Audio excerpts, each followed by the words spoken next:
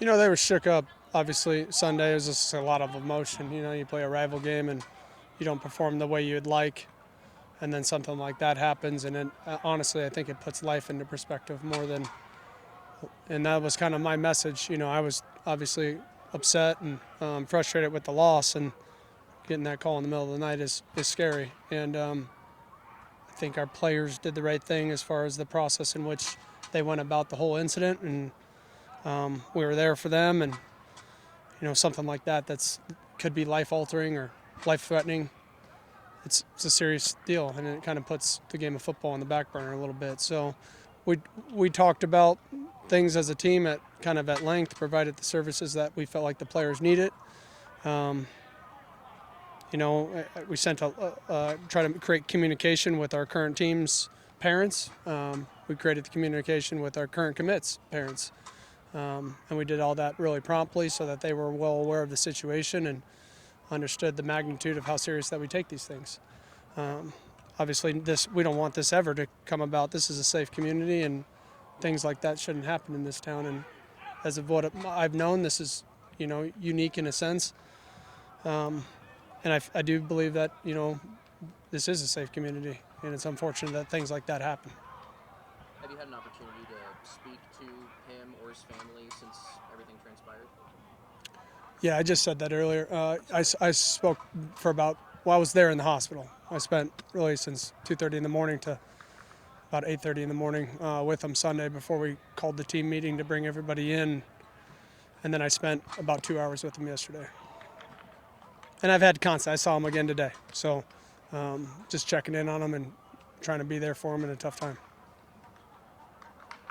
What was your message in that team meeting? Yeah, it's for the team. But yeah, it was sincere. It was from the heart. This isn't the first time I've kind of experienced something like this, and I kind of know what it's like to go through it in their shoes. And I'm just happy that it wasn't, a death to this. I think the players these days are so used to seeing these things because it's what the norm is and what's on Twitter, honestly. And it's unfortunate. For you as a head coach in a situation like this, what do you consider to be your responsibility and what's most important for you in a moment like this? I mean, be there for the team, connect the guys together. I think it's a hard situation to be in, obviously, but my job is to connect the team, provide the services that we feel like they need, be a sounding board for them to speak to, and really grow and open themselves up and not feel like you're not tough or not a man just because you have emotions. Yeah. And then for my may transition to a football question. After Saturday's game, do you feel like, with Zevi as your QB, do you feel like you're closer to identifying an offensive identity? Well, we've been working on the offensive identity, and I can't say it's just on the quarterback position. It's collectively together. So I wouldn't just put that on one person. I feel like we had success in some capacity, and we didn't finish the job on both sides of the ball. We had opportunities on both sides of the ball. It was a little cleaner technically in certain aspects, but it wasn't consistent enough. And so I think the the look of what you're referencing comes from the consistency of play, not necessarily the play itself. You mentioned yesterday that Luke Webb is a guy you want to see a little bit more of, or we're going to see a little bit more of going forward at defensive end at some point. No, I just said, like for him, he's a really physical kid, and he plays with his hair on fire. I love the kid. He's been great here. He always gives a 100% look all the time and does a really good job being aggressive and physical. And so he was going to be in some of the special teams last week, and it just didn't come to that in the game, unfortunately. Yeah, I was going to ask kind of, that physicality, that intensity, when you see a kid that plays like that at 18 years old, I mean, where does that kind of, you feel like that has a chance to contribute or has a chance to get in just because of how, he's going to give that 150% that you're looking for? Yeah, I think that's kind of what we're looking for from everybody. For him, it's been a little bit of there's a scheme aspect defensively in which he has to learn before, one error can lead to a big play. And on special teams, we were going to have him, run down on kickoff and be on punt return and be on KOR and be a part of the wedge, something that we felt like he could execute and be really physical at the point of attack. So I just didn't come to that, and we're going to continue to evaluate things as they move forward. But I'm happy with Luke's just ability to be a part of the team and consistently give great looks and have a great attitude about the process itself. With the defensive tackles, obviously you mentioned Donovan going to potentially see an increased role, but how much are you kind of now have to lean on some of the veterans and the guys who have been here before, the Darians, the Mikes, the Brysons, assuming he's able to go, Sony and so on, Caden, and I guess how much does it help having that much experience to where you have 5 other guys that have played significant college football snaps? Yeah, I think it helps quite a bit. Obviously those guys' rep count may go up now. We're hoping to have Bryson back. But yeah, I mean, Max has played a lot of football and he's played a lot of football in this system, but somebody else will have to be that vocal voice as far as communicating certain things that we talk about inside of a game. The first sack of the game, that's Max calling it out that it's passed because he recognized the tip that it was going to be passed. So those things obviously are a big deal, and somebody else has got to carry that load and make sure they're locked in to give that feedback inside of the game. Outside of that, I believe in the group collectively, and I think Bryson will be ready to play and have an impact. In terms of limiting turnovers on offense, what's your approach with your messaging to Zevi? Are you being firm about that? Are you trying not to get in his head too much about? Well, one of them was a tip, and it was a little high. He's got to hang on to the ball better on the fumble. He knows that. That kid got a great punch on the ball. It's no excuse, and he knows that. Zevi's extremely hard on himself in general, so I don't really have to be hard on Zevi. At times I need him to relax and understand that there's another play that he can make, but he doesn't need to make every single play on every single down.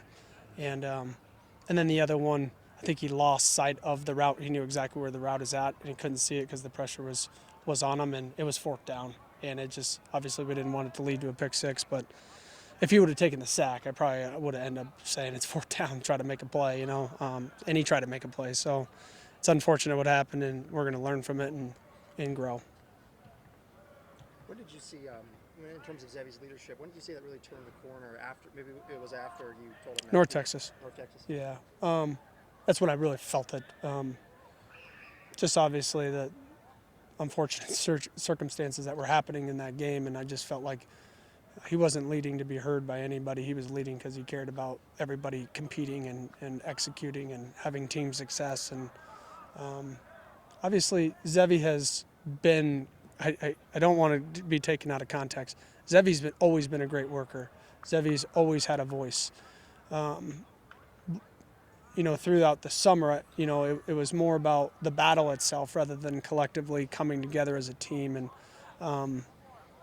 when Potter got the opportunity, obviously was upset. And then 2 days, the following 2 days, he probably played his best football, and he wasn't as loud and he wasn't as vocal. And then he became Jackson's biggest supporter. And I would say there too, just as far as the maturity there without pouting or sulking, and just the consistency in his approach and focusing on how he can impact the team when he was in the game. And then obviously as the season's kind of unfolded, he's the first guy in the building watching film, and he's prepping like he's the one. And I honor that. I mean, I respect that. That's humbling, honestly, and he's been great, and he's back out here leading the guys and has been a great leader. For Max, obviously a lot left to learn about his status, but yeah. Would you expect him the medical red shirt if he couldn't return this season? I hope so, if we can get that. He's expected to get surgery sometime next week, so he'll be out for probably the season. And if he wants to do that, he's a 6-year guy. He's a veteran player, and yeah, it's unfortunate, but he's responded the right way, and he's out here with a positive attitude the best he can, and we're gonna get better with the other guys while they're in there. You mentioned Max that on that first sack, calling out the play and just maybe kind of his IQ.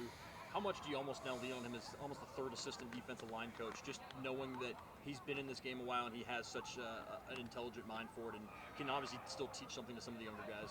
I would say he's kind of like that naturally as far as communicating, even when he was playing.